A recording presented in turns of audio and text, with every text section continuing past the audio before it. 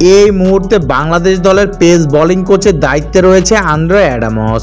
গেল বছর ফেব্রুয়ারিতে টাইগারদের কোচ হয়ে আসার পর অ্যাডামস 2 বছরের চুক্তি করেছিল বিসিবির সঙ্গে। সেই হিসেবে চ্যাম্পিয়ন্স ট্রফিতেও তিনি বাংলাদেশের পেস বোলিং কোচের দায়িত্ব সামলেছে। এর মধ্যে 1 বছর বাকি থাকতেই তার সঙ্গে বিচ্ছেদের পথে হাঁটছে বিসিবি। গুঞ্জন চলছে অ্যাডামসের বাংলাদেশের অধ্যায় শেষ হতে যাচ্ছে শীঘ্রই।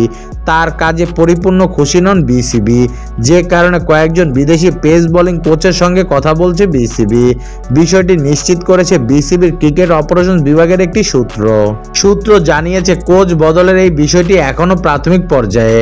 যে 3 জন কোচের সঙ্গে কথা হয়েছে তাদের মধ্যে রয়েছে পাকিস্তানের সাবেক তারকা পেসার উমর গুল, অস্ট্রেলিয়ার বিশ্বকাপ জয়ী পেসার শন টেট আলোচনায় আছে, যিনি কিছুদিন আগে প্রধান কোচের দায়িত্ব পালন করেছে বিপিএল ফ্র্যাঞ্চাইজি চিটাং কিংসের। এছাড়া তালিকায় রয়েছে বাংলাদেশের সাবেক পেস বোলিং কোচ অ্যানাল ডোনালো।